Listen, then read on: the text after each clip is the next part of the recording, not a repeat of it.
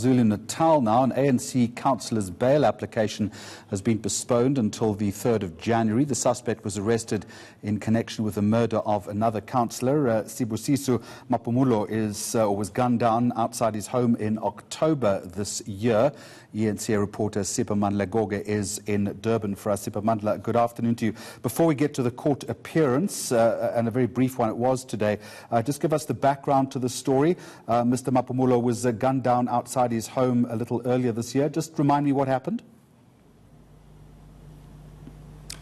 He was assassinated after receiving some threats that some people were threatening to burn down his home in Umlazi. Immediately after that, he was gunned down in the evening. That was in October, on the 8th, if I'm not mistaken. So since then, about 3 people have been arrested. So what happened was today, 3 people appeared in court. That is the Ward 80 councillor, because Mapumulo was from Ward 88 in Umlazi. So the councillor that has been arrested who appeared in court today is from a neighboring ward, and that is Ward 18. His name is Mthokozisi Nochieza. We were told on Monday when Nochieza appeared in court for the first time, because he was arrested on Friday last week. He appeared in court for the first time on Monday. His matter was postponed to today for formal bail application. But interestingly enough, even though the magistrate on Monday did issue an order to say today should be about bail application hearing, it was unable to start today. That is, the court was unable to start with the bail application hearing because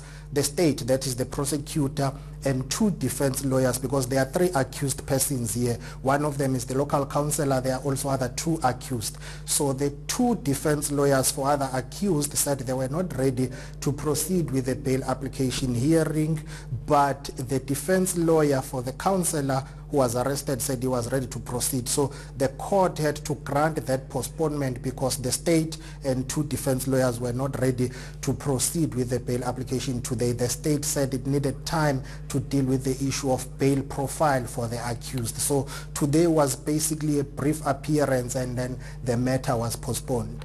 Is there any clearer indication at this point as to what is behind this feud or what the motive was for these incidents? At the moment, there is nothing formal or official that has been communicated or revealed by the police. But on Monday, I did interview the family spokesperson of the Mapumulo family, who told me that as the family, they believe or they are convinced that the deceased was gunned down because he had uncovered a web of corruption within the ANC in the area. So he was trying to expose that. According to the family, they say he was gunned down when he was in the process of exposing what they believe he had uncovered earlier on. So right now, there is nothing formal or official from the police as to what they believe could have been the motive, but the family is convinced that the deceased was assassinated because he was fighting corruption. And what have community members been telling you?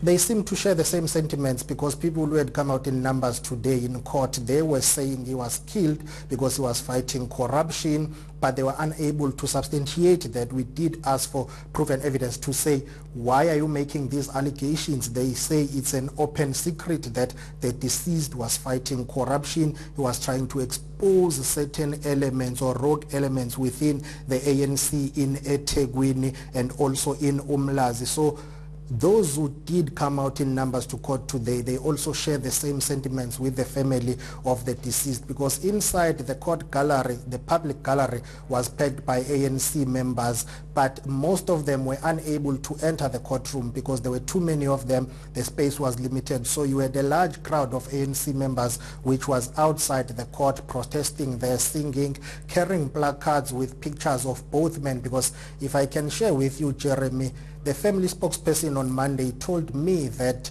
the deceased was friends with the accused, the councillor who appeared in court today. So one of the pictures that was circulating outside court in the placards was a picture of both men hugging each other. Those who were protesting, they had a caption underneath that picture saying a hug of death. All right, Sipho Mandla in Durban, thank you very much indeed. ENCA now, when we continue, a surprise raid at the Learcorp prison here in Johannesburg. Reporter Govan Whittles with all the details in a moment.